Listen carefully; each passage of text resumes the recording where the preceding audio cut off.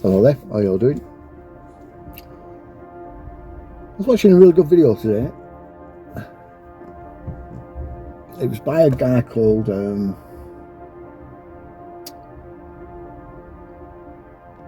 Digital Dingo, I think, something like that. Anyway, I'll link him below. And it was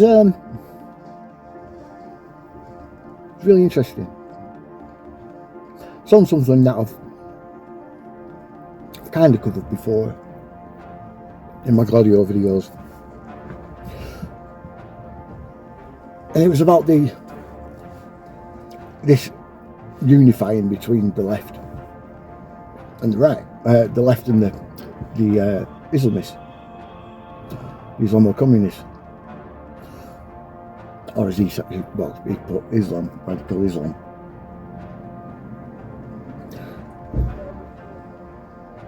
And they're unifying simply just around trying to destroy the West,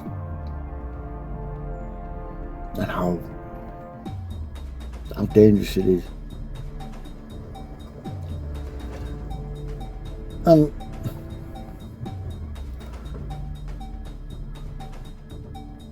it got me thinking.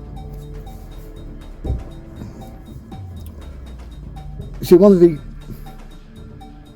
the examples he gave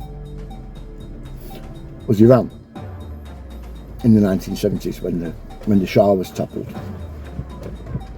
and the Ayatollah took over, and that was again brought about by the marriage of both the leftists or the communists and the Islamists. And this happens across the board all the time. Whenever there's a semi-secular sort of capitalistized kind of nation, governance of a nation, when Islam gets involved,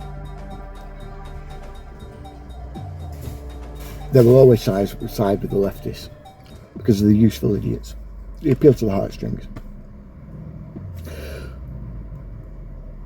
And from there, of course, once the left and Islamists both get what they want, the left are the first ones to be killed, because obviously, if they're going to stab their own nation in the back, then they're definitely going to stab the Islamists in the back. So, best to get rid of them first. This odd alliance suddenly exploded after October 7th of 2023. A few things come together all at once. First, decolonization became the master lens. On campuses and activist spaces, everything was reframed as colonizer versus colonized. Israel was cast as the white settler state, Palestinians as the oppressed indigenous brown people. Of course, none of that is true, but that framing let the far left merge its anti-Western worldview with the Islamist story of jihad and resistance. Second, mass mobilization made it visible. The Gaza war sparked some of the biggest protests in years. Marches became weekly rituals. Encampments spread across campuses in the US and UK. In Australia, unions and community groups poured in behind coordinated national days of action. Suddenly, leftist activists and Islamist-aligned groups weren't just online allies, they were physically marching together shoulder to shoulder. Third, social media turned global.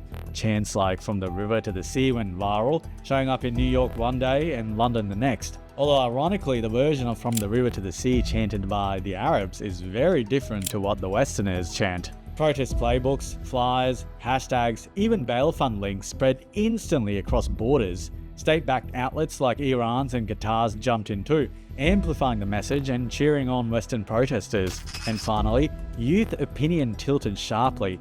In the US, surveys now show a majority of under 25 siding more with Palestinians, and in some polls, even Hamas than with Israel. Older generations lead the opposite way, but the younger crowd dominates activism. Their worldview is drawn in simple oppressor versus oppressed lines, and Islamist groups saw the opening to step right in. However, history shows these marriages of convenience don't last. The moment real power is at stake, the Islamist side tends to swallow the left. The far left is good at tearing things down, but hopeless at building stable systems. Islamism, on the other hand, comes with a ready-made 1400-year-old skeleton, a moral code, leaders, and discipline. Where the left second-guesses itself and dissolves its own values out of fear of being oppressive, Islamists step confidently into the void. The clearest example, Iran in 1979. Marxists and Islamists toppled the Shah together, chanting against imperialism. But once in power, Khomeini's movement purged its leftist allies. Many were jailed or executed once they outlived their usefulness. At its core, the two endgames cannot be reconciled, and history tells us exactly which one survives.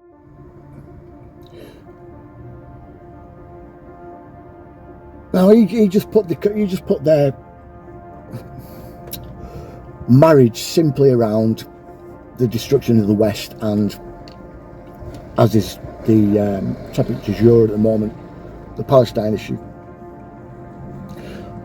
But it's not entirely right.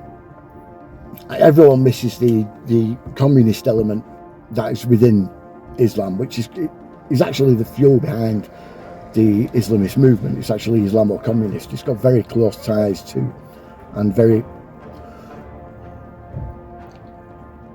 similar kind of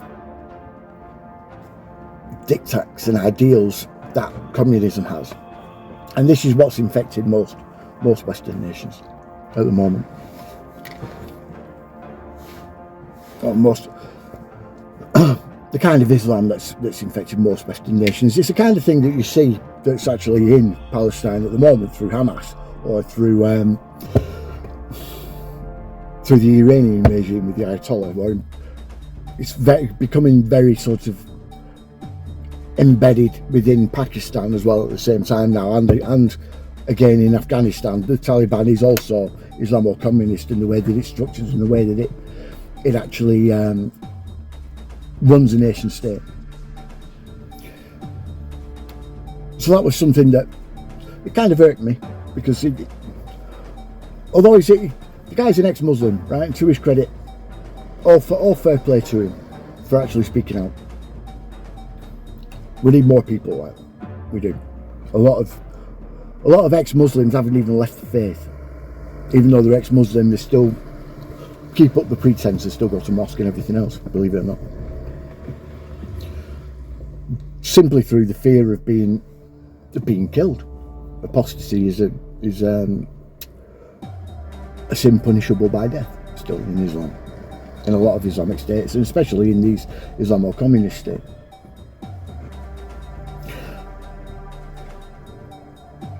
So yeah, we're seeing a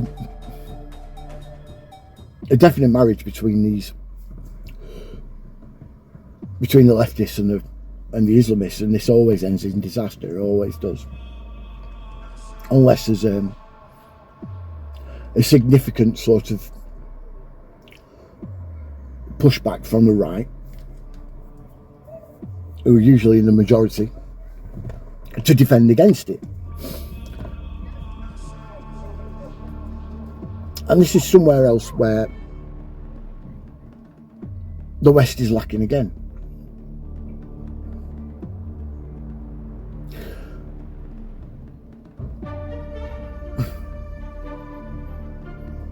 This Israel-Palestine issue is something that is browbeaten over us over and over and over again, and it's something that has infected the right at the same time. It's something being used by the same sort of people behind outfits like the Fabian Society and the Islamocommunists and blah blah blah blah blah. You see present all over the world. It's being used to divide the right down the middle again.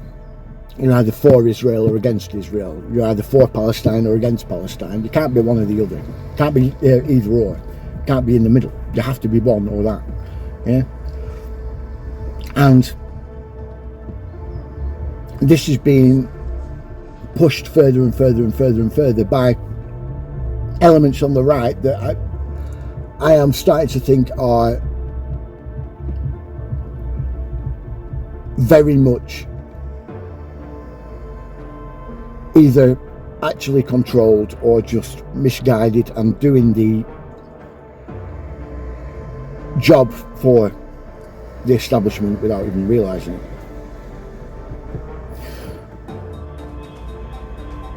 We shouldn't be infighting.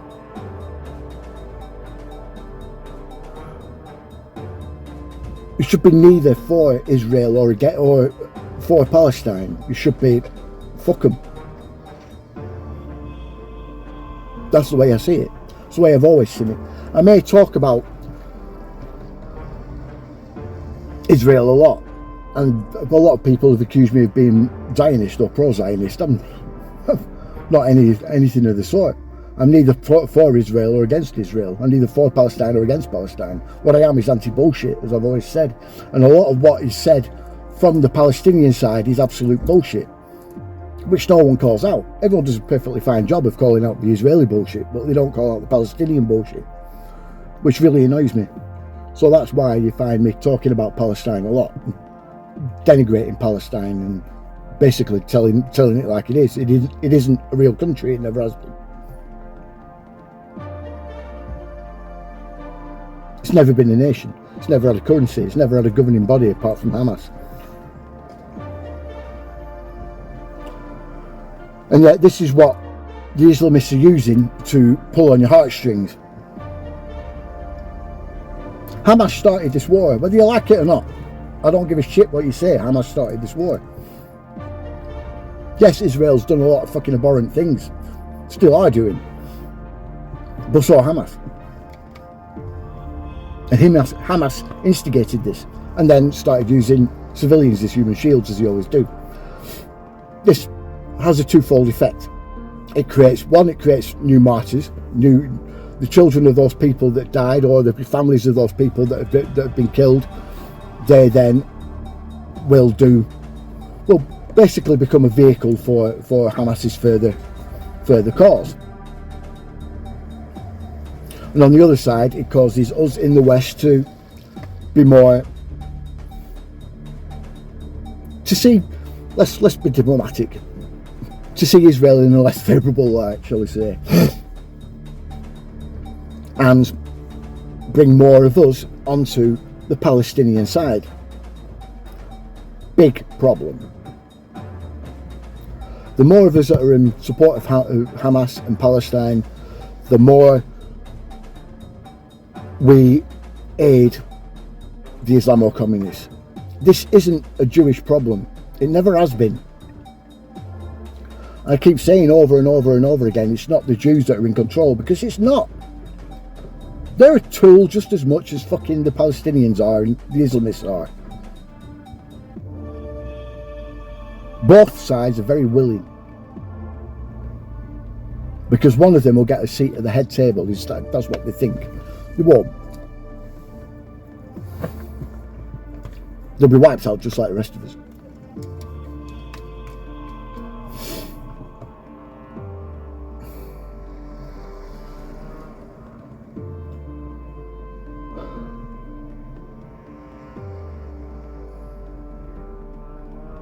Most people don't know the enemy at the gates until it's too late.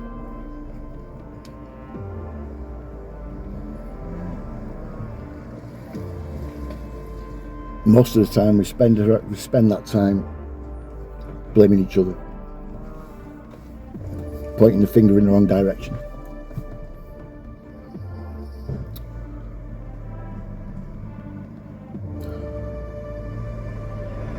We're getting to a point now where even the mainstream media is talking about civil war, which isn't good in any regard.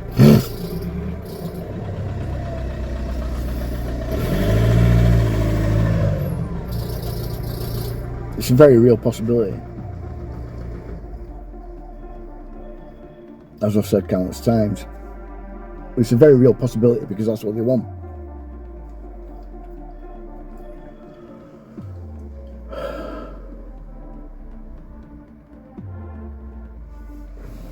Now Starmer in all his wisdom, a fucking moron, has put a radical Muslim in his Home Secretary.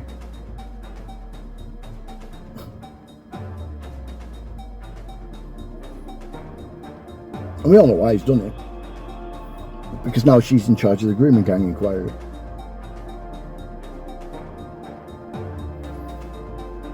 but she's also a security risk. I don't think he thought of that.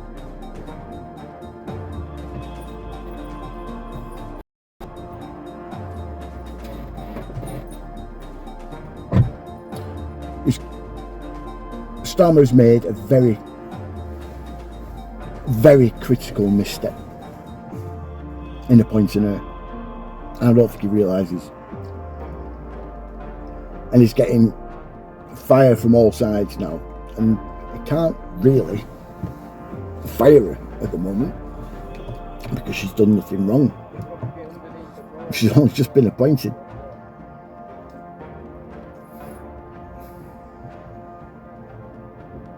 There's now even our best friends across the pond are turning around and saying, I don't think we can trust the British anymore.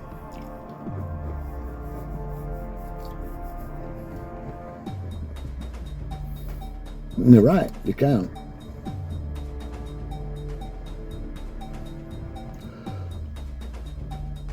This is the last domino. The UK government has fallen through this one decision, because now we don't have the protections of our most powerful ally anymore through this one decision.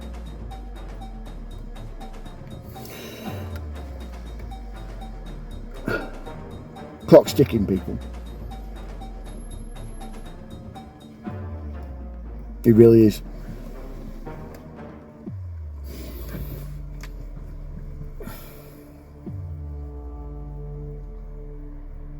Clock's ticking.